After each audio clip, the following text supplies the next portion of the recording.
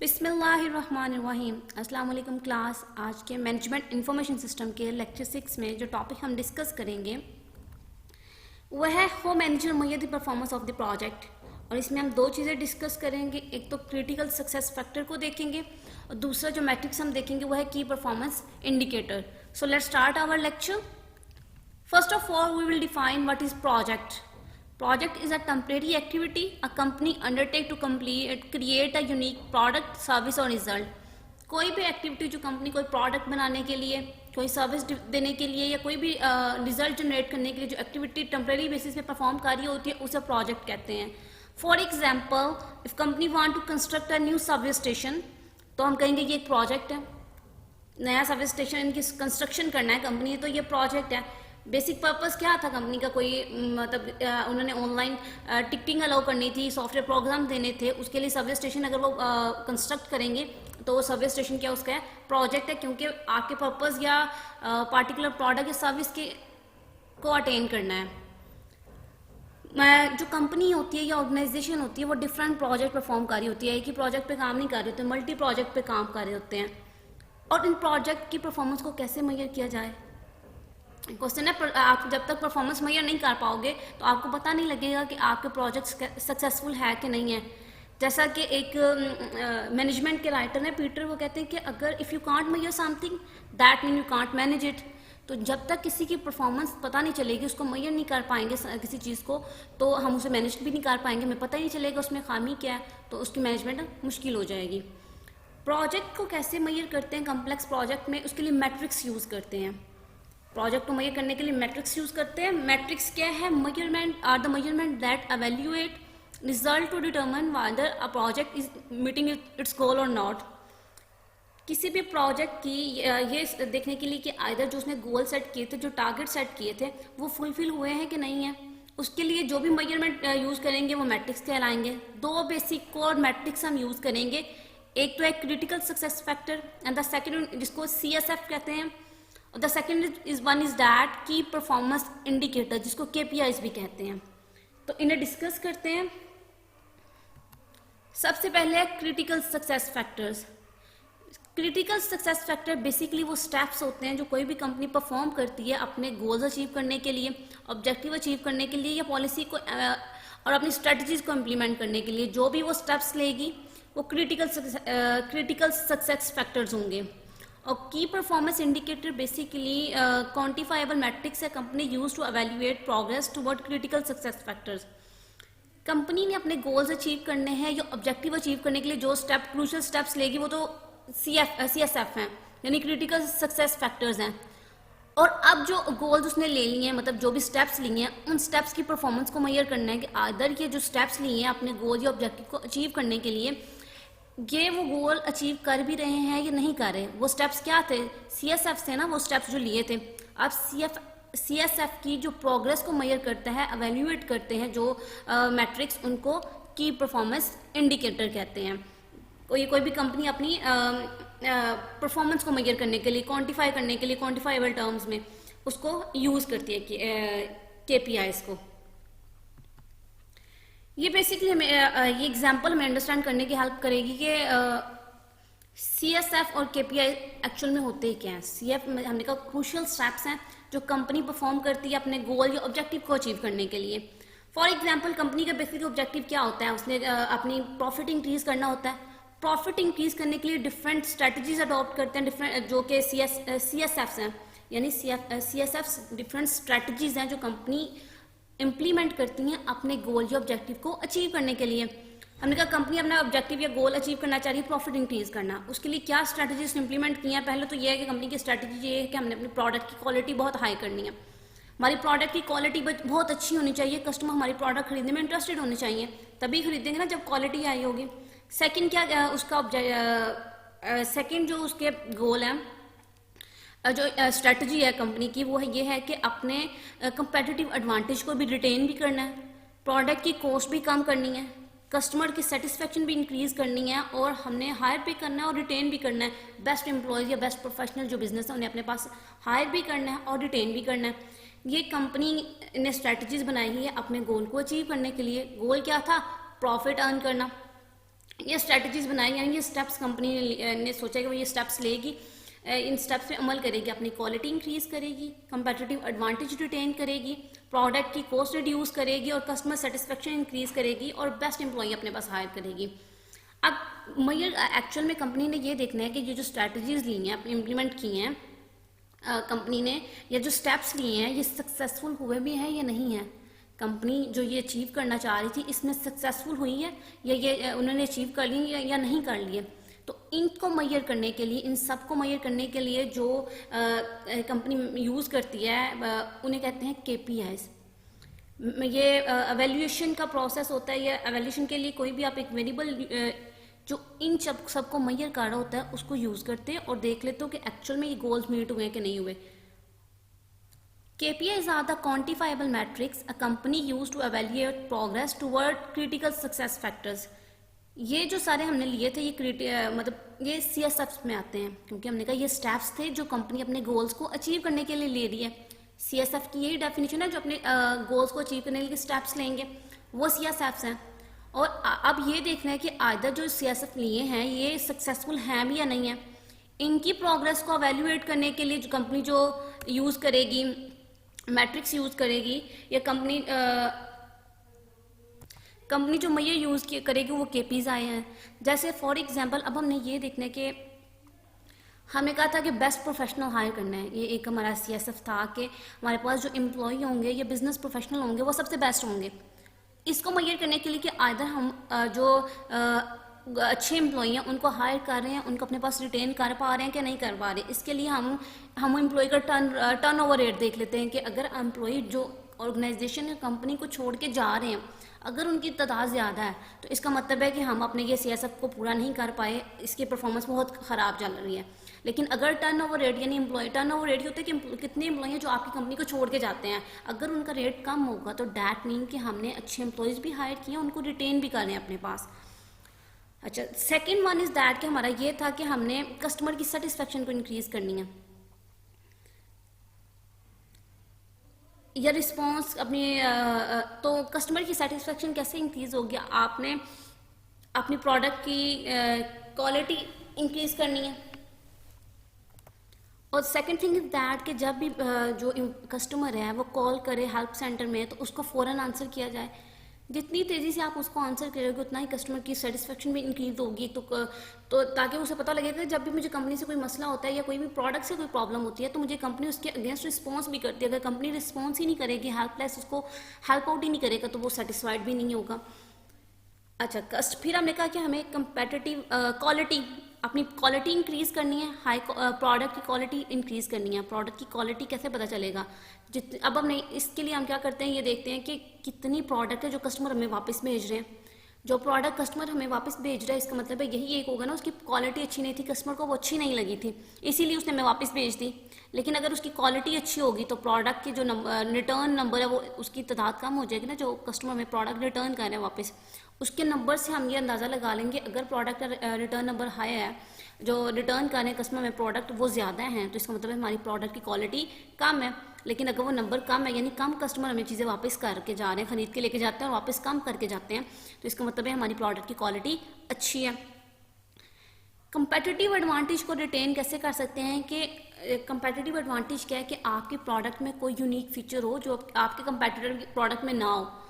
आपका जो प्रोडक्ट में यूनिक फीचर है वही कस्टमर को आपकी तरफ लेके आएगा, नए कस्टमर आएंगे। नए कस्टमर कैसे आएंगे, जब आपके प्रोडक्ट में वो यूनिक फीचर हमेशा मेंटेन रहेगा। तो ये हमने कहा कंपेटिटिव एडवांटेज जो रिटेन करना है वो जब नए कस्टमर आएंगे तो उससे मुहैया कर लेंगे कि अगर हमारे प्रोडक्ट में वो कंपेटिटिव एडवांटेज है तो ये नए कस्टमर को अट्रैक्ट कर पाएगा।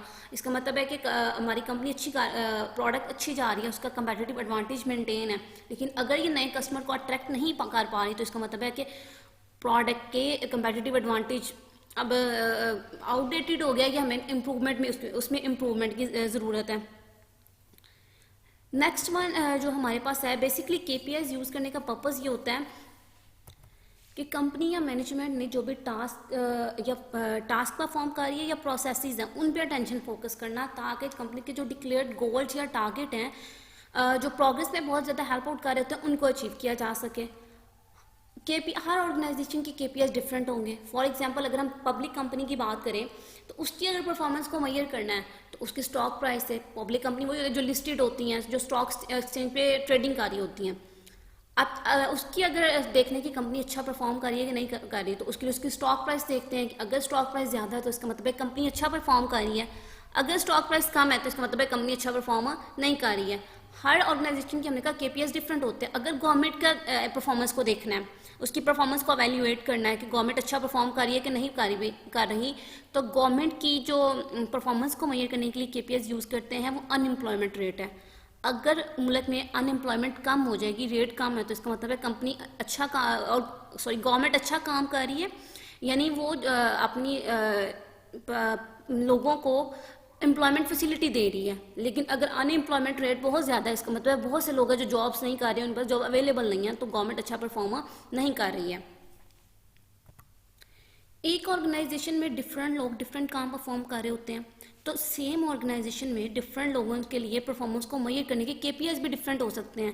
केपीआईज बेसिकली एलिमेंट होते हैं जिनको देख के हम कंपनी की या किसी प्रोजेक्ट की परफॉर्मेंस को बता सकते हैं कि अच्छी जा रही है कि नहीं जा रही। फॉर एग्जाम्पल अगर एक कंपनी है, सीईओ है, कंपनी का सीईओ, वो अगर अपनी परफॉर्मेंस को, कंपनी की परफॉर्मेंस को मेजर करना चाहेगा कि कंपनी अच्छा परफॉर्म कर रही है कि नहीं कर रही, तो वो उसके लिए क्या चीज़ देखेगा? प्रॉफिटेबिलिटी क्या है? केपीआई है। हमने कहा ये एक परफॉर्मेंस इंडिकेटर था जिसको देख के हमने बताया कि कंपनी अच्छा परफॉर्म कर रही है कि नहीं कर रही है।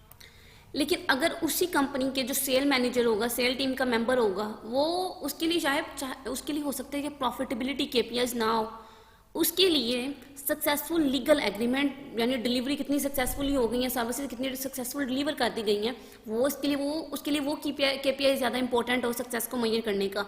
तो एक ऑर्गेनाइजेशन में डिफरेंट लोगों के लिए सक्सेस को मेजर करने के केपीआईज डिफरेंट हो सकते हैं। अब हमें ये देखना है कि केपीआईज और सीएसएफ में क्या रिलेशनशिप है, यानी क्रिटिकल सक्सेस फैक्टर और परफॉर्मेंस इंडिकेटर आपस में कैसे रिलेट करते हैं। की सक्सेस फैक्टर बेसिकली ये एलिमेंट होता है जो किसी भी बिजनेस की स्ट्रैटेजी की सक्सेस में हेल्प आउट कर रहे होते हैं, क्रूशियल होते हैं, इंपॉर्टेंट होते हैं। यानी स्ट्रैटेजी को इम्प्लीमेंट करने के लिए जो भी स्टेप्स परफॉर्म किए जाते हैं वो सीएसएफ है, और केपीआईज क्या है कि उन जो स्टेप्स हमने लिए हैं उनकी परफॉर्मेंस या प्रोग्रेस को मेजर करना, तो वो केपीआईज आएंगे, यानी वो जो उस प्रोजेक्ट की या कंपनी की सक्सेस को मेजर कर रहे हैं। सीएसएफ से रिलेटेड जो भी स्टेप्स लिए थे, उन स्टेप्स की वजह से क्या अफेक्ट आया है, कंपनी की परफॉर्मेंस इंक्रीज की है या डिक्रीज की है, उस प्रोग्रेस को मेजर करने के लिए केपीआईज यूज़ किए जाते हैं। एक सीएसएफ के बहुत सारे केपीआईज हो सकते हैं। जैसे फॉर एग्जांपल हम किसी भी कॉलेज में ग्रेजुएशन की रेट को इम्प्रूव करना चाह रहे हैं, तो ग्रेजुएशन की रेट को इम्प्रूव करना क्या है, कॉलेज की अल्टीमेट पॉलिसी क्या है, स्ट्रैटेजी क्या है कि कॉलेज में नंबर ऑफ स्टूडेंट्स ज़्यादा हो, गुड नेम हो सारा। तो हमने कहा सबसे पहले नंबर ऑफ स्टूडेंट ज़्यादा करने के लिए आपको ग्रेजुएशन रेट इंप्रूव करना पड़ेगा। ग्रेजुएशन रेट इंप्रूव करना अपनी स्ट्रेटजी को इम्प्लीमेंट करने का एक स्टेप लिया ना उसकी तरफ आपने, तो ये सीएसएफ है।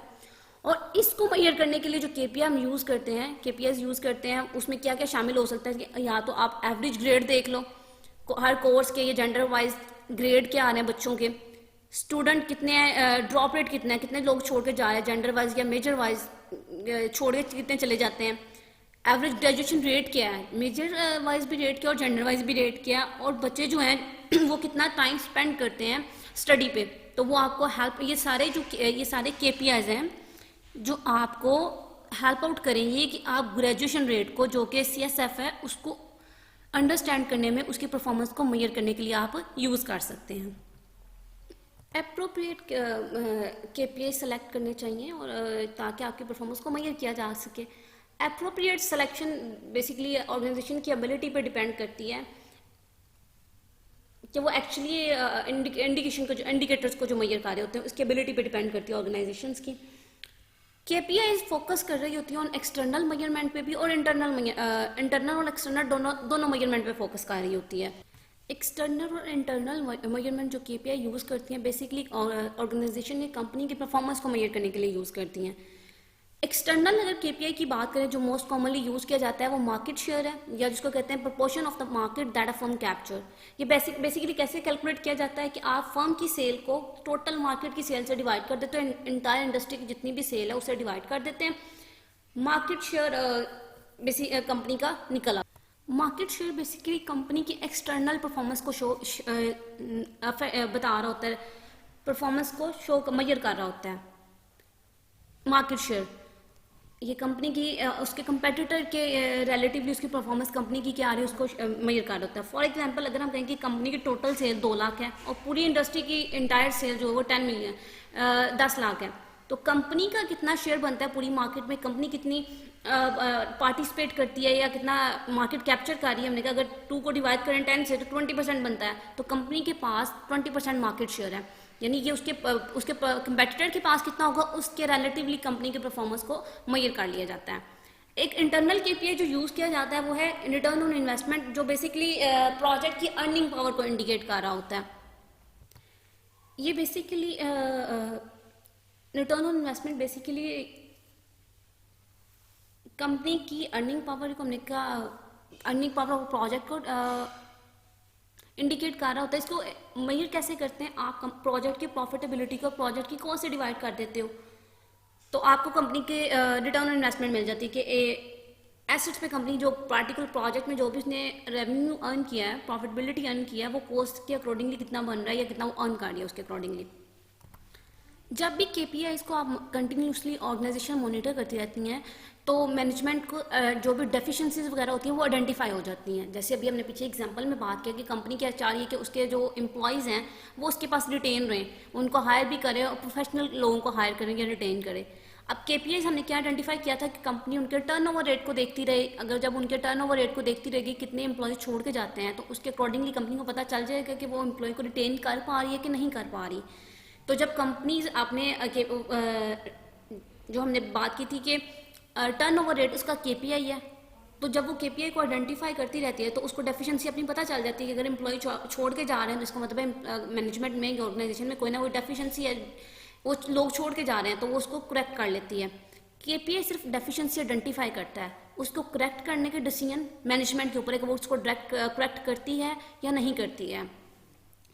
अच्छा, अगर आप बहुत ज़्यादा केपीआईज आइडेंटिफाई कर लें किसी एक प्रॉब्लम से रिलेटेड या सीएसएफ से रिलेटेड बहुत ज़्यादा केपीआईज बना लें तो ये भी प्रॉब्लमेटिक होता है। ये एम्प्लॉय को कंफ्यूज कर देते हैं कि किस केपीआई को ज़्यादा प्रायोरिटी देनी है, किसको कम देनी है। ये इसमें उसके लिए प्रॉब्लम क्रिएट कर देता है। तो केपीआईज के लिए भी ना तो बहुत ज़्यादा कम केपीआईज होने चाहिए, ना ही बहुत ज़्यादा इतनी ज़्यादा लिस्ट आप बना लो कि सिर्फ एक सीएसएफ को मेजर करने के लिए आपके पास पूरी लिस्ट हो और आपको फिर प्रायोरिटी में मसला है कि किसको पहले नंबर पे किसको ज़्यादा प्रायोरिटी देनी है केपीआईज को, किसको कम प्रायोरिटी देनी है, ताकि जिसकी जितनी जो भी प्रॉब्लम है या जो भी जिसका पार्ट या इम्पोर्टेंस बनती है उसके अकॉर्डिंगली आप अपने सीएसएफ को मेजर कर सको। यानी केपीआईज आप वही केपीआईज रखो वही जो इम्पोर्टेंट वन हो और सीएसएफ को अफेक्ट करते हो। अनइम्पोर्टेंट वन या रेलेवेंट जो होते हैं उनको इंक्लूड करने की ज़रूरत नहीं होती है। जब कंपनीज एमआईएस प्रोजेक्ट से रिलेटेड केपीआईज की बात करती हैं, उनके सक्सेस को मेजर करने की बात करती हैं, तो यहाँ से कुछ चैलेंजेस कंपनी को फेस करने पड़ जाते हैं।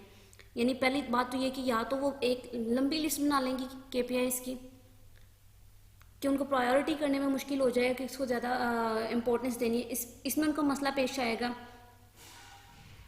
और फिर एमआईएस प्रोजेक्ट में डिफरेंट डिपार्टमेंट इन्वॉल्व होते हैं, डिफरेंट डिपार्टमेंट से डाटा रिक्वायर्ड होता है। जब डिफरेंट डिपार्टमेंट इन्वॉल्व हो जाएं तो फिर भी केपीआईज को चैलेंज बन जाता है कि सही वाले केपीआईज आइडेंटिफाई करना, इंपॉर्टेंट वन, सूटेबल वन को आइडेंटिफाई करना मसला हो जाता है। जैसे फॉर एग्जांपल अगर हम ईमेल सिस्टम की किसी भी फॉर्म की बात करते हैं तो हर डिपार्टमेंट ईमेल यूज़ कर रहा होगा, तो अगर कंपनी ने कैसे आइडेंटिफाई करेगी, ट्रैक करेगी कि किस डिपार्टमेंट की कितनी कॉस्ट है और कितना प्रॉफिट दे रही है जब वो ईमेल सिस्टम को यूज़ करती है कोई भी पार्टिकुलर डिपार्टमेंट। या तो एक तो अगर कहें कि जी उसका वॉल्यूम मेजर कर ले, जिस डिपार्टमेंट का प्रॉफिट ज़्यादा है तो वो अकॉर्डिंगली ज़्यादा बेनिफिट दे रहा है। लेकिन हमने कहा कि हर डिपार्टमेंट की तो रेवेन्यू जनरेटिंग नहीं होता ना। जैसे फॉर एग्जांपल एचआर डिपार्टमेंट की बात करें या लीगल डिपार्टमेंट की बात करें, ये भी ईमेल यूज़ करते हैं लेकिन ये रेवेन्यू तो जनरेट नहीं कर रहे होते। अगर सेल डिपार्टमेंट की बात करें तो हमने कहा हो सकता है कि एक सेल आप अगर एक मेल करो तो आप बहुत ज़्यादा अर्न कर लो, $1 मिलियन अर्न कर लो, या अगर 300 भी मेल करो लेकिन कोई रेवेन्यू जनरेट ना हो तो ये मसला KPI में जनरेट हो जाता है MIS प्रोजेक्ट से रिलेटेड कि आप अपनी कॉस्ट और बेनिफिट या प्रॉफिट को कैसे एसोसिएट करते हो। इन रीजंस की वजह से मैनेजर्स जो हैं वो हाई लेवल के मैट्रिक्स यूज़ करते हैं, जिनमें दो हम डिस्कस करेंगे यहाँ पे, एक efficiency matrix and effectiveness matrix. MIS project को मेजर करने के लिए ये दो मैट्रिक्स यूज़ किए जाते हैं, दो मेजरमेंट यूज़ किए जाते हैं MIS प्रोजेक्ट की परफॉर्मेंस को मेजर करने के लिए, एफिशिएंसी मैट्रिक्स एंड इफेक्टिवनेस। अब इनको डिस्कस करते हैं one by one.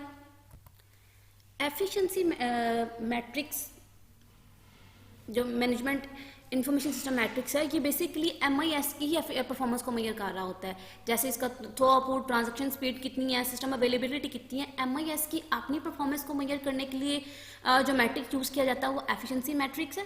Effectiveness matrix MIS के इम्पैक्ट को बिजनेस एक्टिविटी या प्रोसेस पे मेजर कर रहा होता है, जिसमें कस्टमर की सेटिस्फैक्शन, कस्टमर की कन्वर्जन रेट वगैरह को मेजर कर रहे होते हैं। In simple term efficiency matrix अब MIS की परफॉर्मेंस को मेजर करता है और इफेक्टिवनेस मैट्रिक्स MIS के इम्पैक्ट को बिजनेस प्रोसेस या एक्टिविटीज पे मेजर कर रहा होता है। अगर डिफ्रेंशिएट करें एफिशिएंसी और इफेक्टिवनेस को, तो एफिशिएंसी ये होती है कि कंपनी अपने रिसोर्सेज को ऑप्टिमल वे में कैसे यूज़ कर रही है, यानी अपना जो रिसोर्स का वेस्ट कम से कम हो और आउटपुट उससे ज़्यादा जनरेट करना एफिशिएंसी है। और इफेक्टिवनेस फोकस करते हैं कि अब कंपनी अपने गोल या ऑब्जेक्टिव को कितने बेटरली अचीव कर रही है, वो इफेक्टिवनेस है। Peter, one of the management writer, वो डिफ्रेंशिएट करता है एफिशिएंसी और इफेक्टिवनेस को। वो कहता है कि एफिशिएंसी क्या है, doing thing right is efficiency. It means that कि आप अपने रिसोर्सेज से मैक्सिमम अटेन करो, मैक्सिमम आउटपुट जनरेट करो। और इफेक्टिवनेस को कहता है doing the right thing, that mean कि अपने राइट गोल सेट करो, ऑब्जेक्टिव सेट करो, ये इंश्योर करो कि जो एक्टिविटीज़ या काम आप परफॉर्म कर रहे हो वो आपको गोल्स को अचीव करने में हेल्प आउट कर रहे हैं। अब टाइप्स की बात करते हैं एफिशिएंसी मैट्रिक्स और इफेक्टिवनेस मैट्रिक्स। जो टाइप्स इनकी हैं वो डिस्कस करते हैं वन बाय वन। सबसे पहले types of efficiency matrix. Efficiency matrix अभी हमने बात की कि MIS की अपनी परफॉर्मेंस को मेजर करना है। MIS की परफॉर्मेंस को मेजर करने के लिए डिफरेंट टाइप्स है जो हम यूज़ कर सकते हैं कि आइदर MIS अच्छे तरीके से काम कर रहा है, उसकी परफॉर्मेंस अच्छी है कि नहीं है, सिस्टम कैसा है। सबसे पहले जो टाइप है वो है थ्रूआउट टाइप। इसमें क्या करते हो आप, इंफॉर्मेशन की अमाउंट मेजर करते हो, कितनी amount at a point in time पे आप ट्रैवल कर सकते हो, सिस्टम कितनी अमाउंट ट्रैवल कर सकता है वो मेजर करते हैं। सेकेंडली कैसे मेजर किया जा सकता है, ट्रांजैक्शनल स्पीड, यानी अमाउंट ऑफ टाइम रिक्वायर्ड है आप सिस्टम को एक ट्रांजैक्शन परफॉर्म करने में कितना टाइम लेता है सिस्टम, वो भी किसी भी MIS के परफॉर्मेंस को मेजर कर रही होगी। Then the third one is that system availability. It measure about the number of hour system is available for a user. User के लिए सिस्टम कितनी देर अवेलेबल है उसकी अवेलेबिलिटी पे डिपेंड करता है। इंफॉर्मेशन एक्यूरेसी, यानी ये मेजर करता है कि जब सिस्टम पे एक ही ट्रांजैक्शन मल्टी टाइम परफॉर्म की जाए तो सेम रिजल्ट जनरेट करता है, करेक्ट रिजल्ट जनरेट करता है कि नहीं करता, ये इंफॉर्मेशन की एक्यूरेसी से मेजर करते हैं। Response, the last one is response time. किसी भी यूज़र अगर आपसे कुछ पूछता है, यूज़र की इंटरेक्शन होती है, उसको कितने क्विकली आप रिस्पॉन्स करते हो, यानी माउस क्लिक पे है या कितना टाइम आप ले रहे हो, वो भी किसी सिस्टम की एफिशिएंसी को मेजर करने में हेल्प आउट करता है। ये वो तमाम टाइप्स हैं जिनके थ्रू, मैट्रिक्स टाइप हैं जिनके थ्रू हम एफिशिएंसी MIS की मेजर कर सकते हैं। Next one is that type of effective metrics. सबसे पहले यूजेबिलिटी। इट इज़ बेसिकली कि the ease to which people perform transaction और फाइंड इन्फॉर्मेशन। जब जो भी लोग आपके सिस्टम को यूज़ कर रहे हैं वो कितना इजीली उसको ट्रांजेक्शन परफॉर्म कर सकते हैं। ट्रांजेक्शन का प्रोसीजर कॉम्प्लेक्स तो नहीं है, इजी प्रोसीजर होगा, लोगों को परफॉर्म करने में आसानी होगी। अगर इन्फॉर्मेशन फाइंड आउट करनी है तो हमने कहा वो भी इजीली फाइंड आउट कर सके, ये आपके इफेक्टिवनेस को मेजर करता है। The second one is customer satisfaction. Either customer satisfied with your MIS project और एक्टिविटीज़।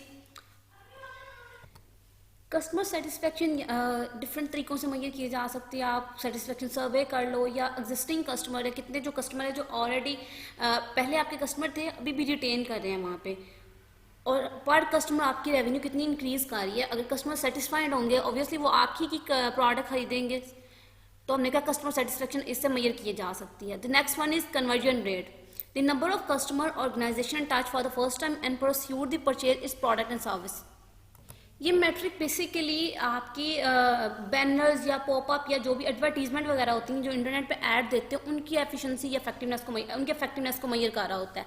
जितनी आपके एडवर्टीजमेंट इफेक्टिव होंगी उतनी ही ये लोगों को अट्रैक्ट करेंगी, लोग आपके ऑर्गेनाइजेशन की तरफ आएंगे और ऑब्वियसली जब प्रोडक्ट अच्छी होगी या अट्रैक्शन लोग अट्रैक्ट करेंगे तो वो आपके प्रोडक्ट को बाय करके उसको परचेज करेंगे। फर्स्ट टाइम कितने लोग आते हैं आपकी एडवर्टीजमेंट को देख के, इंटरनेट पे ऐड वगैरह को देख के, ये उससे रिलेटेड है। Next one is financial. Financial में हम बेसिकली ये देख रहे होते हैं कि जो भी पार्टिकुलर प्रोजेक्ट है फाइनेंशियली तौर पे कितना हेल्पफुल कि फाइनेंशियली तौर पे कितनी आपको बेनिफिट प्रोवाइड करता है, रिटर्न इन्वेस्टमेंट उस पर कितना है, कॉस्ट बेनिफिट एनालिसिस करते हैं कि कंपैरिजन किया जाता है प्रोजेक्ट की रेवेन्यू और कॉस्ट को आपस में।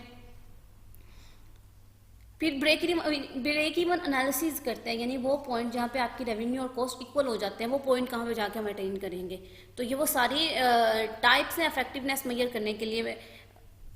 किसी भी MIS प्रोजेक्ट की इफेक्टिवनेस को मेजर करने के लिए ये डिफरेंट टाइप्स जो हम यूज कर सकते हैं। एफिशिएंसी को मेजर करना, एफिशिएंसी मैट्रिक को मेजर करना एज कम्पेयर टू इफेक्टिवनेस को मेजर करने के लिए ज़्यादा इजी होती है। तो मैनेजर बेसिकली क्या करते हैं, वो सिर्फ एफिशिएंसी पे फोकस करते हैं और उसी के बेस पे किसी भी MIS प्रोजेक्ट की सक्सेस को डिटर्मिन या मेजर कर लेते हैं, जो कि करेक्ट नहीं होते, इनकरेक्ट व्यू दे रहे होते हैं, क्योंकि आपने इफेक्टिवनेस को तो मेजर ही नहीं किया होता। जैसे फॉर एग्जाम्पल अगर हम ATM मशीन की सक्सेस को मेजर करना चाह रहे हैं तो मैनेजर क्या करेगा कि एफिशिएंसी के टर्म में अगर बात करें तो मैनेजर उसकी डेली जितनी ATM पे डेली कितनी ट्रांजेक्शन हो रही है, नंबर ऑफ ट्रांजेक्शन मेजर करेगा, एवरेज अमाउंट पर ट्रांजेक्शन कितनी निकलवाई जाती है उसको मेजर करेगा, एवरेज स्पीड क्या ट्रांजेक्शन की, यानी कितना टाइम लग रहा है एक ट्रांजेक्शन परफॉर्म होने से दूसरी ट्रांजेक्शन के दरमियान, कि टाइम कितना कंज्यूमिंग है। तो वो किसी भी अगर ATM की सक्सेस को मेजर करना चाहेगा तो एफिशिएंसी के लिए ये फैक्टर्स मेजर कर लेगा। ये फैक्टर बेसिकली बता रहे हैं कि सिस्टम कितना अच्छा परफॉर्म कर रहा है, लेकिन हमने कहा कुछ वैल्यूज़ को ये मिस कर रहे हैं जो ATM की इफेक्टिवनेस से एसोसिएटेड है, उससे रिलेटेड है, उसको ये नहीं बता रहे। जैसे अगर इफेक्टिवनेस की बात करें, अगर इफेक्टिवनेस को मेजर करना हो तो क्या मेजर करेंगे कि कितने नए कस्टमर ने ज्वाइन किया है बैंक को, उस किस वजह से कि उन्होंने आपके ATM को यूज़ किया था, ATM की ईज ऑफ यूज़ की वजह से या ATM की लोकेशन की वजह से कितने नए लोग आए थे आपके पास, कितने कस्टमर इंक्रीज़ किए हैं आपकी कितने कस्टमर इंक्रीज़ किए हैं आपके ATM यूज़ करने की वजह से, क्योंकि उनकी सेटिस्फेक्शन इंक्रीज़ की थी, आपने ATM चार्जेस कम रखे थे या ATM फ़ी कम रखी थी, उसके अकॉर्डिंगली या कितना टाइम सेविंग है या वैल्यूड फीचर जितने भी कस्टमर से रिलेटेड है, ये उन फैक्टर्स को मेजर करेंगे। यानी इफेक्टिवनेस को इसने मेजर नहीं किया, अगर मैनेजर की बात करें तो इसने सिर्फ एफिशिएंसी को मेजर किया, जो इफेक्टिवनेस से रिलेटेड फीचर्स थे उसको मेजर नहीं कर रहा। किसी भी MIS प्रोजेक्ट की सक्सेस को मेजर करने के लिए आपको उसकी एफिशिएंसी को भी मेजर करना पड़ता है और इफेक्टिवनेस को भी मेजर करना पड़ता है। एफिशिएंसी और इफेक्टिवनेस आपस में इंटर रिलेटेड होते हैं। एफिशिएंसी क्या करती है, ये टेक्नोलॉजी इटसेल्फ फोकस कर रही है, तो यानी टेक्नोलॉजी के अपने फीचर्स क्या उन पर फोकस कर रही हो, कितना बेटर टेक्नोलॉजी काम कर रही है इटसेल्फ। जबकि इफेक्टिवनेस मेजर करती है, डिटर्मिन करती है अकॉर्डिंग टू द ऑर्गेनाइजेशन के गोल, स्ट्रेटजी या ऑब्जेक्टिव के अकॉर्डिंगली इफेक्टिवनेस को डिटर्मिन किया जाता है। ऑर्गेनाइजेशन या कंपनीज वो दोनों लेवल में इफेक्टिवनेस में भी और एफिशिएंसी में भी हाई वैल्यू अटेन करना चाह रही होती हैं। वो चाह रही होती हैं कि उनकी एफिशिएंसी भी ज़्यादा से ज़्यादा हो और इफेक्टिवनेस भी ज़्यादा से ज़्यादा हो। किसी भी सिस्टम की एफिशिएंसी या इफेक्टिवनेस को मेजर करने के लिए कि प्रोसेस कैसे परफॉर्म हो रहे हैं, कैसे मेजर किया जा रहा है, मैनेजर्स को क्या चाहिए कि एक बेंचमार्क सेट कर ले। ये बेंचमार्क बेसलाइन में ऑब्वियसली कहते हैं ये system value the system seek to attain, अब स्टैंडर्ड सेट कर ले। तो benchmarking is a process of continuously measuring system result, comparing those result to optimal level and identify step and procedure to improve set performance. यानी आपके effectiveness और efficiency के standard बना लो, baseline बना लो कि अगर ये गोल्स एफिशिएंसी अगर इन स्टैंडर्ड्स को अचीव करेगी तो हम कहेंगे हम अच्छा काम कर रहे हैं, या इफेक्टिवनेस के लिए भी आप स्टैंडर्ड सेट कर लो। और फिर जब सिस्टम परफॉर्म करे उसकी एफिशिएंसी और इफेक्टिवनेस के जो रिजल्ट आए हैं उनको अपने स्टैंडर्ड के साथ कंपेयर करके देख लें कि आइदर स्टैंडर्ड जो बनाए थे, जो रूल्स बनाए थे उसके साथ मैच कर रहा है कि नहीं कर रहा। अगर नहीं कर रहा तो जो भी इम्प्रूवमेंट के लिए स्टेप्स रिक्वायर्ड हैं उन स्टेप्स को वो प्रोसीजर्स अडॉप्ट किए जाएँ ताकि इम्प्रूवमेंट की जा सके उसके सिस्टम में। बेंचमार्क बेसिकली हेल्प कर रहा होता है कि MIS प्रोजेक्ट कैसे परफॉर्म कर रहे हैं विद द टाइम। आपके जब बेंचमार्क से उसको कंपेयर करेंगे परफॉर्मेंस को तो हमें आइडिया हो जाएगा कि हमारा सिस्टम अच्छा परफॉर्म कर रहा है कि नहीं कर रहा। तो बेंचमार्क बेसिकली हेल्प आउट करते हैं एमआईएस प्रोजेक्ट की परफॉर्मेंस के बारे में। स्टूडेंट, ये था आज का लेक्चर। उम्मीद है कि आपको समझ आई होगी। Thank you.